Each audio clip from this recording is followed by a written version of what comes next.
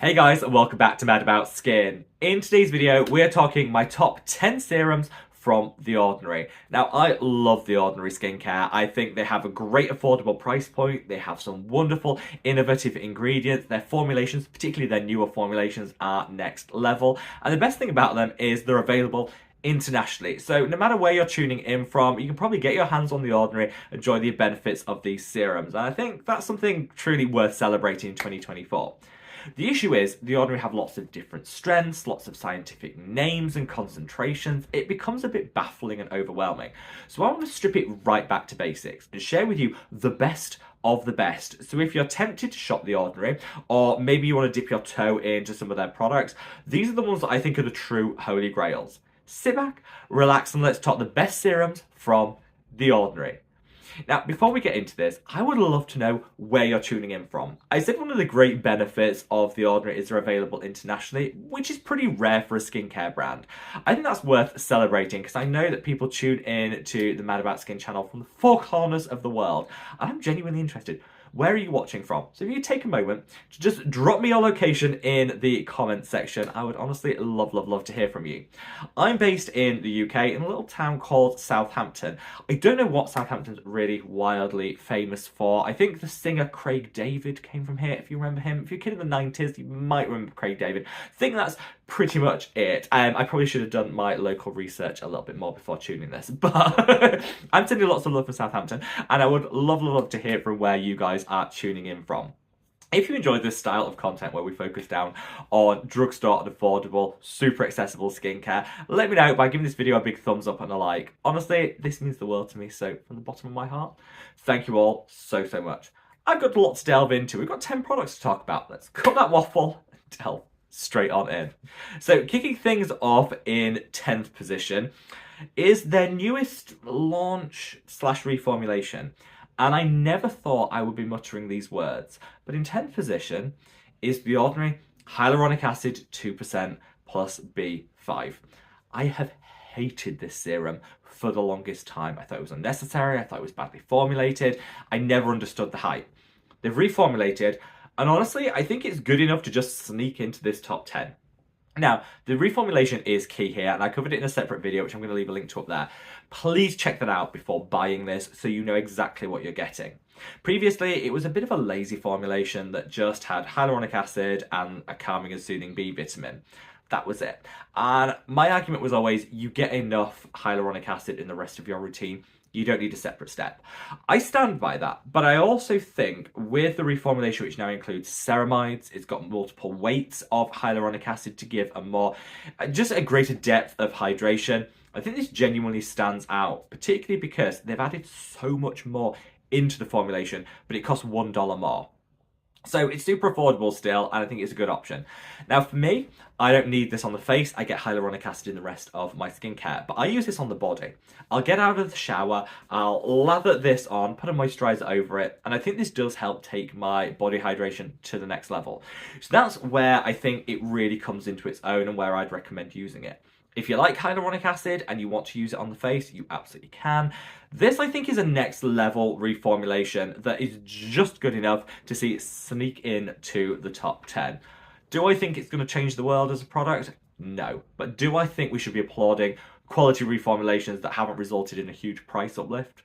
Absolutely. And so 10th position, and you heard it here, I'm genuinely surprised to be saying this, The Ordinary Hyaluronic Acid 2%.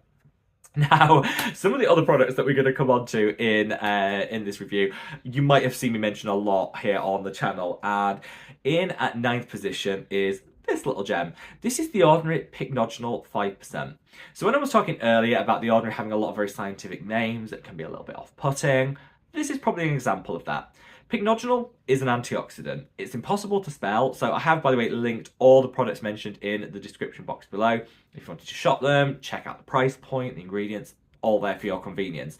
Save you trying to spell pycnogenol, which, when I first launched the channel 3 and a bit years ago, is it 4 years ago? A while back, I used to call this pycnogenol. Don't know why. If you remember those days, let me know in the comments. But pronounced pycnogenol. It actually comes from pine extract and it's one of the best antioxidants because it provides a shield around collagen. So great for anti-aging. I find the best way to use it because of the coloration of it is, should we just call it alarming? The blood red coloration is a little bit alarming. The best way to do this is to put a couple of drops of this into your favourite moisturiser, end of your skincare routine, gives you some extra antioxidants, but will also help dilute that colour a little bit. I love it. I think it's one of the best antioxidants out there. For the price point, you cannot go wrong.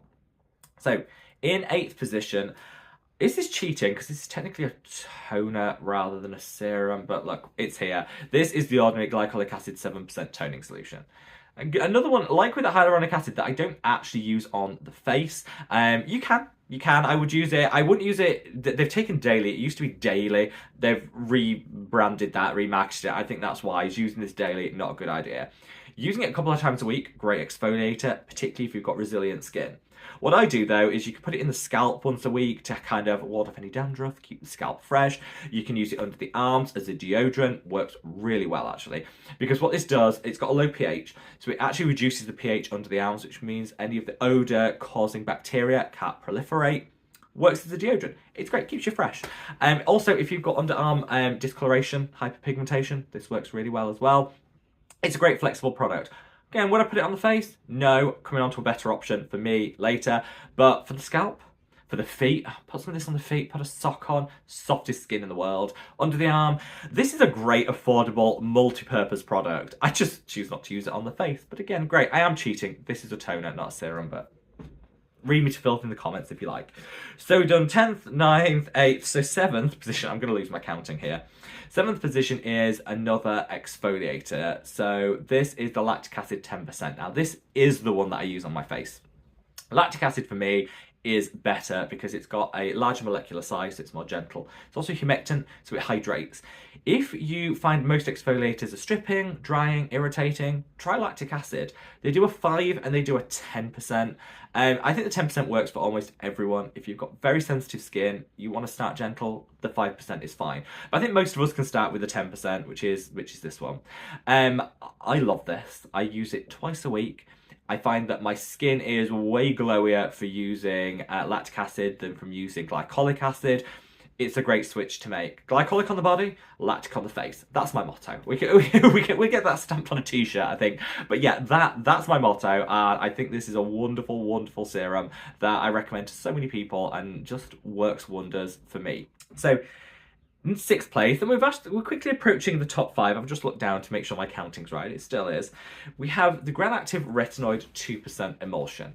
So a lot of you might have heard of the recent changes to retinoids and regulations in the European Union. Any product with retinol or with some retinol esters over the concentration of 0.3% are going to be banned in the EU. That's been phased in, so you're going to see, you probably already have seen some products removed, and this limits the choice in that market.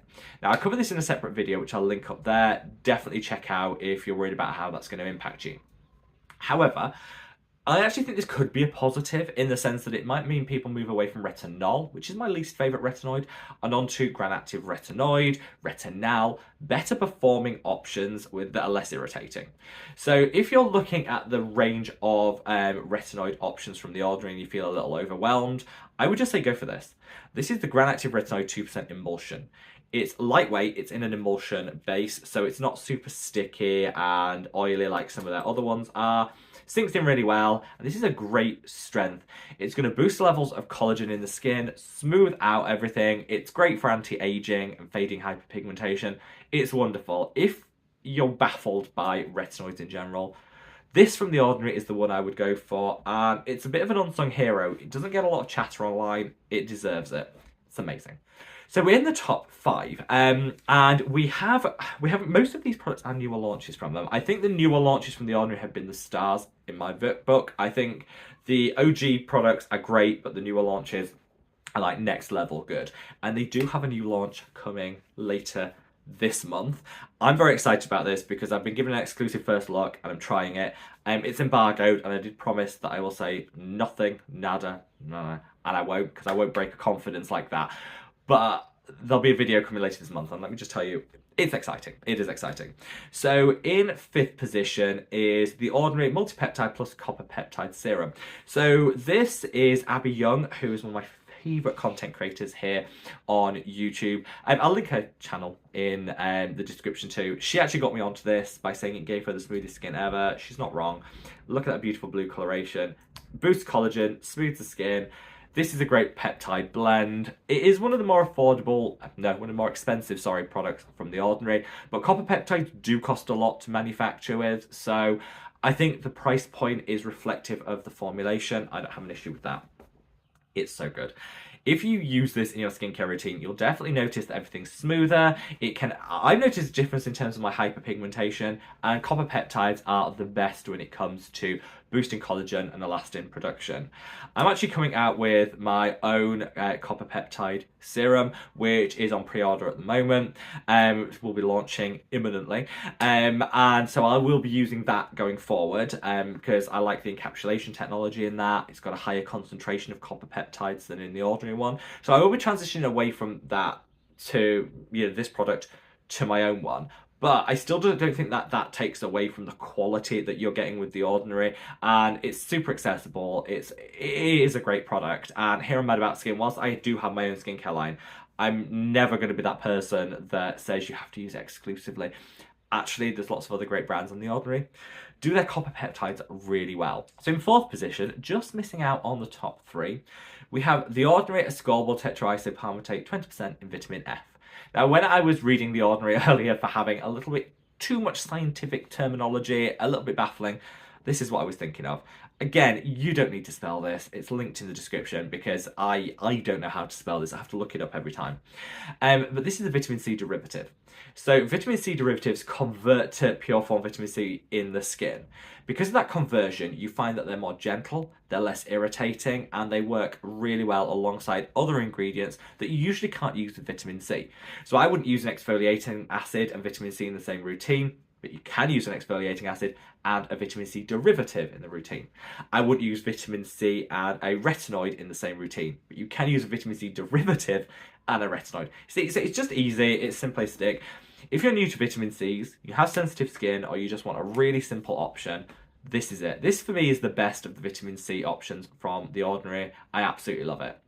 Now, with this one, I do think you have to have a little patience because it takes longer to see the results than with a pure form vitamin C.